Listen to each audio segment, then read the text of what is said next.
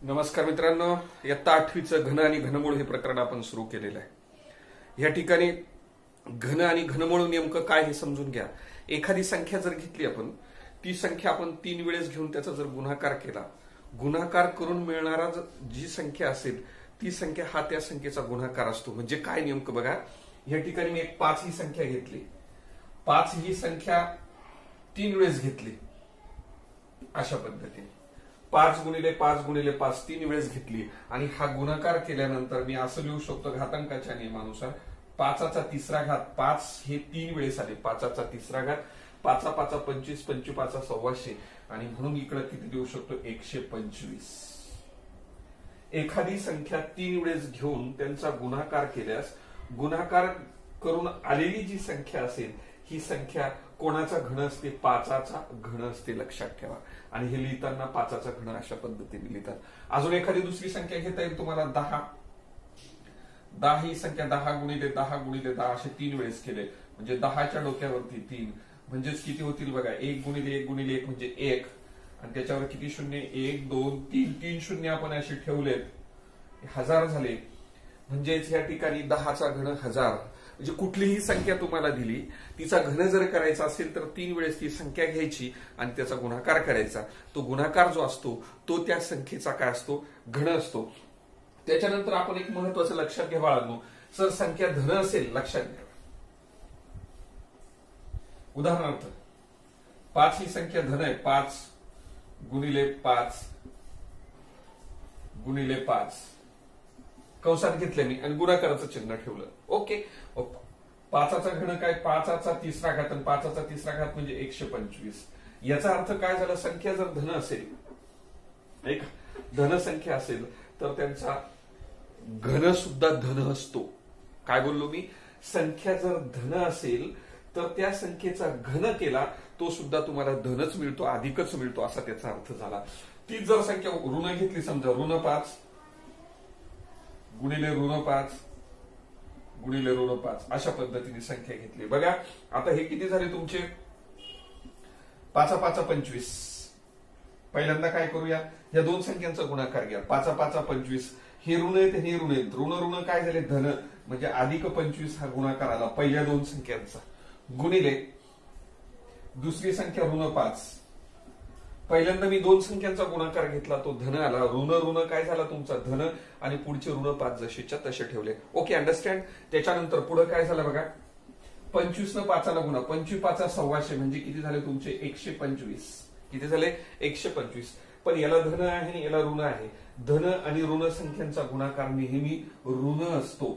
म्हणजे किंमत किती आली? वजा 125 वजा 125 हा 5चा घन आला, पण कोणत्या संख्येचा? वजा 5चा घन वजा 125 आला। याचा अर्थ काय झाला? संख्या जर वजा असेल तर घन सुद्धा वजा येतो, राईट।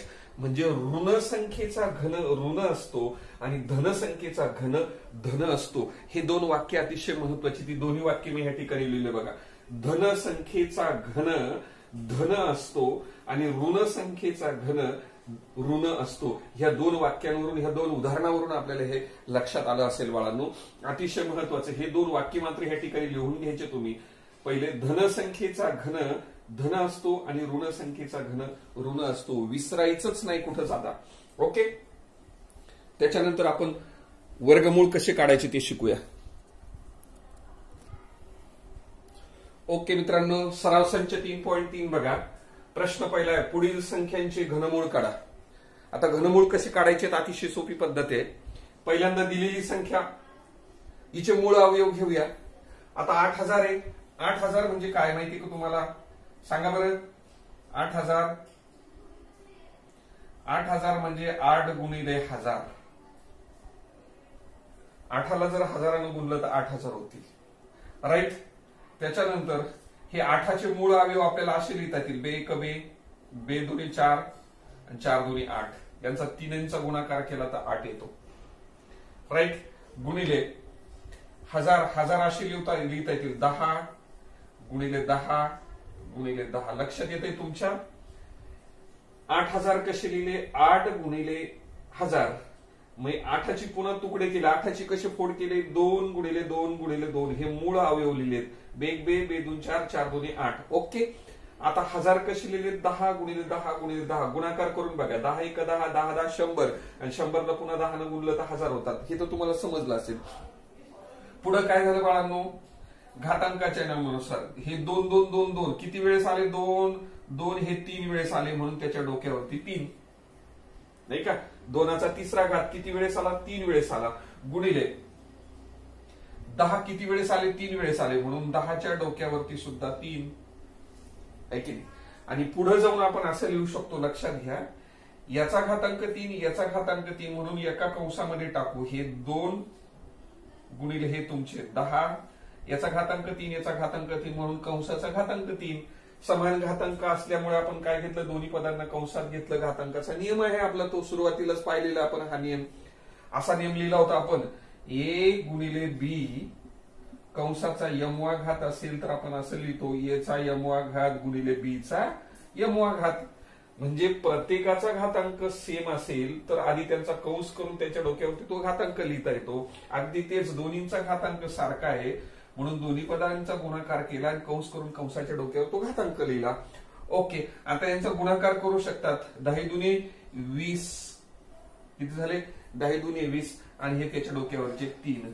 याचा अर्थ काय झालं बाळांनो? हे 8000 होते. हे 8000 20चा घन आहे असा त्याचा अर्थ झाला. 8000 म्हणजे काय? 20चा घन आहे. मग आता आपल्याला यांचं घनमूळ काढायचं. घनमूळ जर काढायचं असेल ना, असं वर्गमुळासारखं चिन्ह काढायचं. वर्गमुळासारखं चिन्ह काढायचं. त्याच्यात हे 8 लिहायचे. पण आपल्याला हे वर्गमूळ नकोय, आपल्याला घनमूळ पाहिजे. म्हणजे ह्या ठिकाणी 3 लिहावे लागतील. लक्षात घ्या, 3 लिहिणं म्हणजे काय? 8000चं घनमूळ. मग 8चं घन जर 20चा घन जर 8000 येत असेल, याचा अर्थ काय झाला?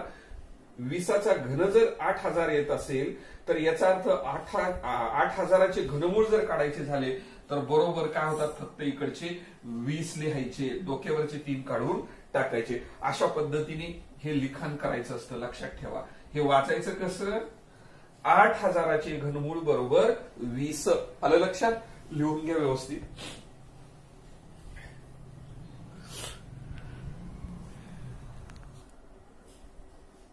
ओके मित्रांनो, 729चं घनमूळ आपल्याला या ठिकाणी काढायचं आहे. मग आता 729चं घनमूळ काढायचं, त्याचे मूळ अवयव आपल्याला माहिती पाहिजे. जर मूळ अवयव तुम्हाला माहित नसतील किंवा काढता येत नसतील तर बघा, अतिशय सोपी पद्धत आहे ही. भागाकार पद्धतीसारखी मूळ अवयव काढण्याची पद्धत आहे. हे बघा, 729 संख्या मी या ठिकाणी लिहिणार. 729 एकक स्थानी तुमचा 9चा अंक आहे म्हणजे 100% त्या ठिकाणी 3नच भाग जाणार आहे त्या संख्येला. म्हणून आपण या ठिकाणी 3 भाग देऊ. चला पाडा सुरुवात करूया 6 येईपर्यंत. 7 येईपर्यंत 3 1 3 3 दुने 6 3 दुने 6 6 कटले 7तनं. 7तून 6 गेल्यानंतर 1 उरला. 12 संख्या तयार झाली. पुढे 3 चोक 12 होतील.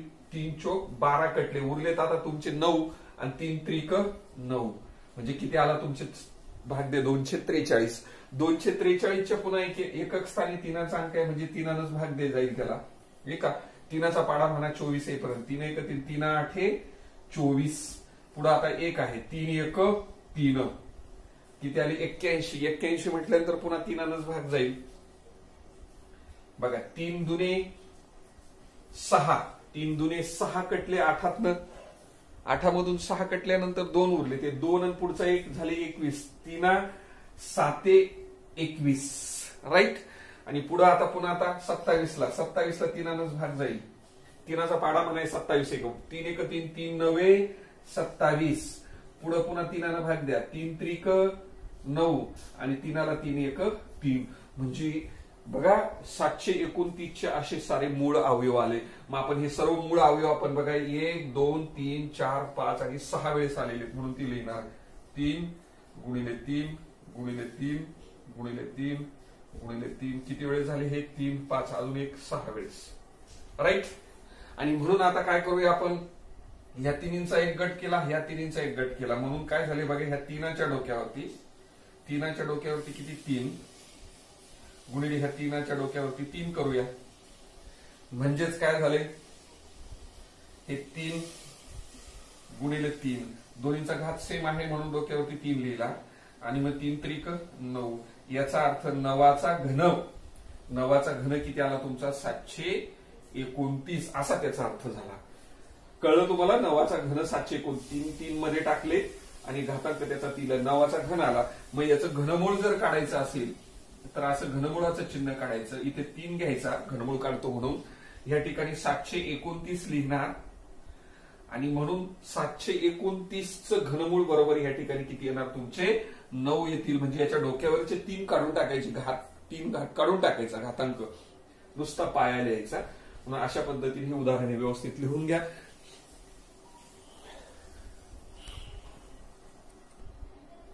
ओके मित्रांनो, बघा तिसरं उदाहरण 343. 343चं घनमूळ तुम्हाला या ठिकाणी काढायचं, त्याचे मूळ अवयव आपल्याला लिहावे लागतील. मूळ अवयव लिहायचे असतील तर बघा आपण 3 भाग देऊन बघू बरं, 3 भाग जातो का? बघा 3 एक 3 घेतला, 1 उरला, 3 चौक 12 घेतला, पुढे 23 झाले. 3 भाग जात नाही, 3 भाग जाणार नाही म्हणजे 4 जाणार नाही, 5 जाणार नाही, मग 6 जाणार नाही, डायरेक्ट 7 द्यावा लागेल आपल्याला. 7 भाग देऊ बघू आपण. 7 भाग द्या बरं, काय होतं? चला, 7 चौक 28, 7 5 35 चालणार नाही, 7 चौक 28, 28 कटले, 34 मधनं 6 उरले, ते 6 पुढचे 3 63 झाले. मग 7 भाग द्या, 7 9 63 आहे की नाही? 7 9 63 49 आले. मग 49 ला तर 7 भाग जाईल, 7 7 49 आणि 7 7 1 7. अशा पद्धतीने किती अवयव आले बघा ते बरोबर 7 गुणिले 7 गुणिले 7. याचा अर्थ 7च्या डोक्यावरती 3. याचा अर्थ काय? 7च्या डोक्यावरती 3 हे 343 अवयव आहेत. आणि त्याच घनमूळ जर काढायचं असेल, घनमुळात 343 या ठिकाणी 3 ठेवायचा बरोबर 7. किती उत्तर यायला पाहिजे? ज्याच्या डोक्यावरचे 3 आपण काढून टाकतो, फक्त किती लिहित असतो मग या ठिकाणी फक्त 7. याला फक्त घनमुळाच्या चिन्हात घ्यायचं आणि हा 3 इथं लिहायचा. त्याचं उत्तर किती राहतं? फक्त तुमचे 7 सॉरी. अशा पद्धतीने हे उदाहरण खूप सोपं आहे, व्यवस्थित लिहून घ्या.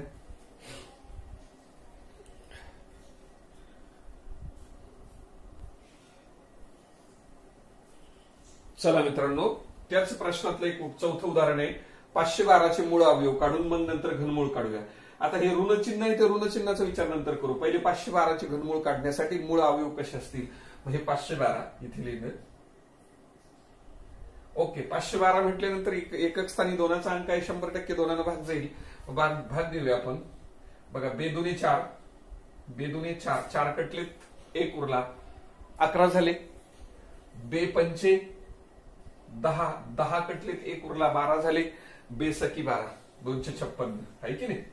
पुन्हा 256 ला 2 भाग देऊया. 2 एकी 2, 2 दुणे 4, 1 उरला, 16 झाले. 2 आठी 16, 128. पुन्हा 2 भाग द्या. 2 सकी 12, 2 चौक 8, 164 आले. पुन्हा 2 भाग द्या. 2 त्रिक 6, 2 दुणे 4, 32 झाले. पुन्हा 2 भाग द्या. किती झाले? 2 एक 2, 2 सक 12 है की नाही? 2 सक 12, 16 आले. पुन्हा 2 भाग द्या. 2 आठी 16, 8 आले. पुन्हा 2 भाग द्या. 2 चौक 8, पुन्हा 2 भाग द्या. 2 दुणे 4 है की नाही? आता 2 उरलेत, 2 भाग द्या. 2 एक 2. अशा पद्धतीने बघा 512चे किती अवयव झालेत मूळ अवयव? 1 2 3 4 5 6 7 8 आणि 9.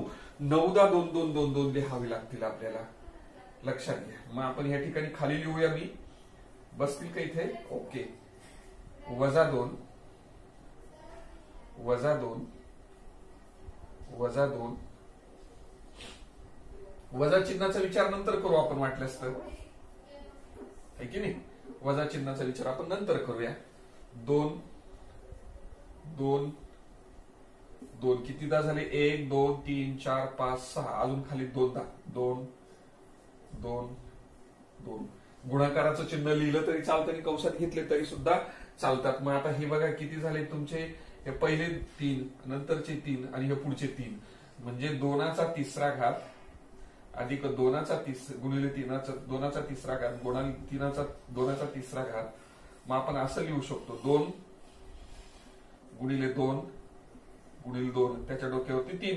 प्रत्येकाचा घातांक 3 3 आहे म्हणून काय केलं, घातांक काढून घेतला, त्याला कंसात घेतलं, कंसाचा घात केला.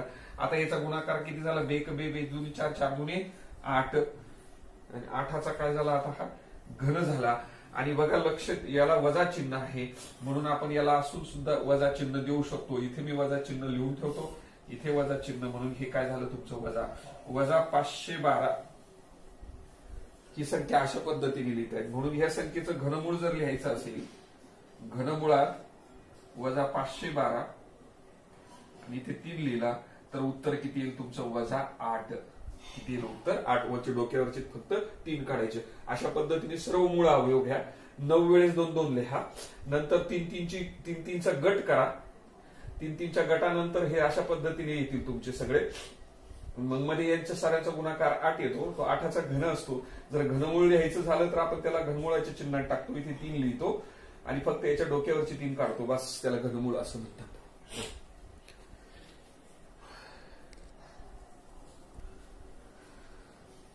चला मित्रांनो, 2744 ऋण आहे आणि त्या संख्येचं आपल्याला घनमूळ काढायचं आहे. घनमूळ काढण्यासाठी मूळ अवयव घेऊया आपण. 2744 या ठिकाणी लिहितोय मी 2744. चला, एकक स्थानी 2चा अंक आहे, 100% तुम्हाला समसंख्या म्हणजे 2 भाग जाणार या ठिकाणी आणि म्हणून मी या ठिकाणी 2 भाग देतो. आता बघा, बे एक बे नाही का, बे एक बे पुढची 7 संख्या आहे.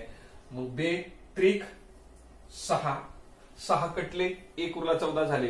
बे 7 14 आणि बे दुने 4 करेक्ट 1372 आले. आता 1372 ला पुन्हा भाग देऊया 2. बे 6 12 12 कटले 1 उरला 13 17 झाले. बे 8 16 1 उरला 12 झाले. बे 6 12 किती उरले 686.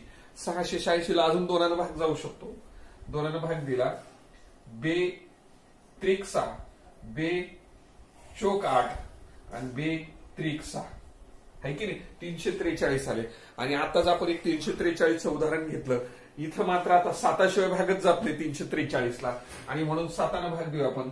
7 आहे की नाही, 7 चोक 28 63 उरलेत खाली. 7 9 63 पुन्हा 7 भाग द्या. 7 7 49 आणि 7ला 7 भाग 7 1 7. मग याचे अवयव बघा, आता मूळ अवयव किती आले तुमचे 2 गुणिले 2 गुणिले 2 गुणिले 7 गुणिले 7 गुणिले 7 अशा पद्धतीचे अवयव आले सगळे.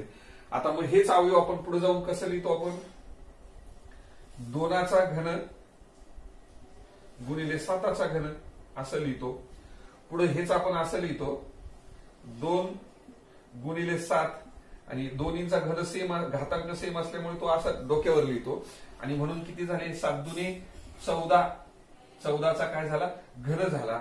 ही तुमची कोणती संख्या आहे 2744. मग ह्या संख्येचं घनमूळ काढायचं तुम्हाला, म्हणून आपण याला घनमुळाच्या चिन्हात 2744 आणि त्याचं घनमूळ हे वजा चिन्ह बरोबर किती येईल तुमचे -14 येईल. फक्त डोक्यावरचे त्याचे काय जातील 3 निघून जातील आणि वजा चिन्ह आपल्याला त्याला द्यावं लागेल. अशा पद्धतीने अतिशय सोपं उदाहरण आहे, लिहून घ्या.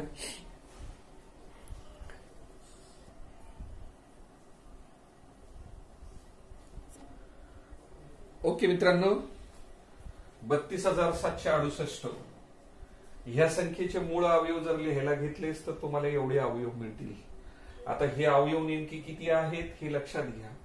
हे बघा, 2 भागायचा प्रयत्न करायचा मूळ अवयव पद्धतीने तर ते 15 वेळेस येतात. 2 2 2 2 2 2 किती वेळेस येतात 15 वेळेस. म्हणून मी 3 3चा गट केला. पहिल्या 3चा गट, दुसऱ्या 3चा गट, तिसऱ्या 3चा गट, चौथ्या 3चा गट आणि 5व्या तीनाचा गट, म्हणून 2-2-2-2 वेळेस असे 5 वेळेस आले आणि 3-3चे 2-2चे 3-3चे गट केले आणि ते 5 गट तयार झाले.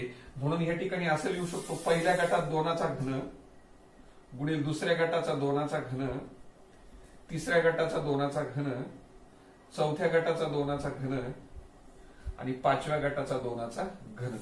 ओके, मग आता हा गुणाकार बघा, सगळे 2-2-2-2 आहे. मग मी आता पुन्हा लिहितो 2 गुणिले 2 गुणिले 2 गुणिले 2 गुणिले 2 आणि त्याच्या डोक्यावरती 3. चला गुणाकार करा आता. 2 1 2 2 2 4 4 2 8 8 2 16 16 2 32. किती आले तुमचे? 32. 32चा घन झाला. ही संख्या जी मिळाली तुम्हाला 32,768.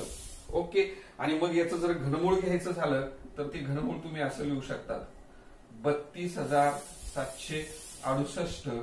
त्याचं घनमूळ काढलं तर ते घनमूळ येतं तुमचं या ठिकाणी 32. असं त्याचं उत्तर आहे. तुम्ही स्वतः प्रत्यक्षात मूळ अवयव काढण्याचा प्रयत्न या ठिकाणी तुम्ही करायचा आहे. ओके मित्रांनो, याच्यातला दुसरा प्रश्न बघा, सराव संचातला घनमूळ काढायचा. हा सुद्धा प्रश्न तसाच आहे, बिलकुल अगदी तसंच आहे. या ठिकाणी बघा काय करायचं, हे घनमूळाचे चिन्ह, या ठिकाणी हे 3 तुमचे जसेच तसे. 27 माहिती तुम्हाला 3चा घन असतो. 27 म्हणजे 3च्या डोक्यावरती 3, 3चा घन, राईट. आणि 125 म्हणजे 5चा घन, 125 म्हणजे 5चा घन. आणि ज्या वेळेस तुम्ही याचं घनमुळाच्या बाहेर, या चिन्हाच्या बाहेर लिहिता त्याच्या डोक्यावरची 3 काढून टाकायचे, म्हणजे उत्तर किती येईल तुमचं? 3 छेदस्थानी 5. घातांक काढून लिहायचं फक्त, बस. घनमुळातून बाहेर घ्यायचं असेल, घनमुळाच्या चिन्हातून. अतिशय सोपं असं उदाहरण होतं. चला पलीकडे जाऊया. आता तुम्हाला माहितीये 16 म्हणजे काय? 8 2 16. याला पाहिजे थोडस मोठं करतो, इथे 3 आहेत. 16 म्हणजे 8 गुणिले 2 छेदस्थानी. 54 म्हणजे 27 दुनी 54, 27 दुनी 54, राईट. त्याच्यात हा 2 कटला, हा 2 कटला. उरलेत किती मग तुमचे खाली? आता हे 3, हे उरलेत 8, छेदस्थानी तुमचे 27, राईट. आणि पुन्हा तुम्हाला हेही माहिती आहे, मग इकडे लिहितो वाटल्यास तर. हे बघा, हे घनमुळाचे चिन्ह. 8 म्हणजे 2चा घन असतो. 8 कितीचा घन असतो? 2चा घन. 27 3चा घन असतो. आणि ज्यावेळेस तुम्ही त्याला घनमुळाच्या चिन्हातून ज्यावेळेस बाहेर लिहितात ना, त्यावेळेस डोक्यावरचे 3 काढून टाकायचे, म्हणजे वरती इथे उरतील तुमचे किती? 2, छेदस्थानी खाली किती उरतील तुमचे? 3. लक्षात घ्या, हा 3चा घन आहे. 3चा घन. 27 3चा घन, 8 2चा घन. हे घनमुळाचं चिन्ह इथे 3 जसेच्या तसे. त्यावेळेस फक्त 2 आणि हे छेदस्थानी असलेले 3, म्हणजे 2 छेदस्थानी 3, अशा पद्धतीने ते उत्तर येईल. सुरुवातीलाच 16 कशी घेतले? 8 गुणिले 2, 8 दुनी 16. 54 कसे लिहिले? 27 दुनी 54. हे 2 2 कटवलेत ह्या ठिकाणी. लक्षात घ्या, हा 2 आहे, गोंधळ करू नका. ह्या ठिकाणी 2 आहे, हा 2 आणि इथला 2 पण उडवतो वाटल्यास. या ठिकाणी असं व्यवस्थित लिहितो. हे 2 2 गेल्यानंतर खाली उरलेत 8 छेदस्थानी 27. मग आता हे 8 म्हणजे 2चा घन, 27 म्हणजे 3चा घन. आणि घनमुळाच्या चिन्हातून बाहेर घ्यायचं असेल तर 2 आणि 3 हे जशीच्या तसे आपण खाली लिहिलेत. अशा पद्धतीने अतिशय सोपं उदाहरण होतं. पुढचं उदाहरण बघूया.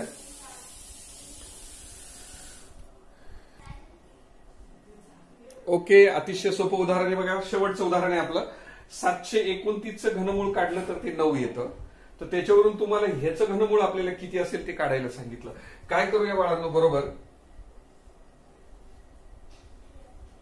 हे 3 मी काय करतोय लक्षात घ्या. दशांश स्थळाच्या नंतरचे अंक मोजूया आपण. 1 2 3 4 5 आणि 7. वरचे 729 लिहितो. छेदस्थानी दशांश स्थळाच्या उजव्या बाजूला असलेले अंक मोजायचे. 1 2 3 4 5 6. म्हणजे किती? एवढ्या संख्येनं भागलेले 1 1 2 3 4 5 आणि 6. एवढे शून्य म्हणजे किती झाले तुमचे? 10 लाखानं त्याला भागलेलं आहे आपण, असा त्याचा अर्थ. हे दशांश स्थळ जर काढलं तर एकावर किती शून्य द्यायचे? 1 2 3 4 5 6. मग 1 2 3 4 5 6 हे किती झाले तुमचे 10 लाख होतात आहे की नाही. 10 लाखांना आपण त्याला भागलेले असं म्हणून हे दशांश स्थळ काढलं. आता हेच तुम्ही असं लिहू शकता, हे 3, हे बघा हे 729 छेदस्थानी, हे तुम्ही 1000 गुणिले 1000 असं लिहू शकतात. 1000 ला गुणिले 1000 केले, 10,000 ला गुणिले 1000 केले तर ही तेवढी संख्या येते तुम्हाला. हे 3 शून्य आणि 1 3 शून्य बरोबर 6 शून्य वरचे येतात. आणि मग आता 1000 माहिती तुम्हाला, 1000 म्हणजे 10चा घन असतो, हा 1000 म्हणजे 10चा घन असतो. मग आपल्याला याच्या खाली जर लिहायचं झालं तर आपण याला असं लिहू शकतो बाळांनो. बघा याचं घनमूळ काढायचं झालं तर 9, याचं घनमूळ काढायचं झालं तर 10 आणि याचं घनमूळ काढायचं झालं तर 10. म्हणजे याचं उत्तर किती येईल, 9 छेदस्थानी 10 गुणिले 10 म्हणजे 100 झाले. 10 गुणिले 10 म्हणजे 100 झाले. तर याचं घनमूळ मग आता 100 जर भागायचं असेल तर किती दशांश स्थळे ठेवावं लागतील. बघा 0 पॉईंट, इथे 0.0 आणि 9, 2 दशांश स्थळे इकडून इकडे यावं लागेल आपल्याला, बरोबर आहे की नाही. म्हणून किती आलं उत्तर, 0.09. अशा पद्धतीने आपण त्याला भाग दिला. लक्षात आलं तुमच्या. ओके, अतिशय सोपं उदाहरण होतं, लिहून घ्या व्यवस्थित.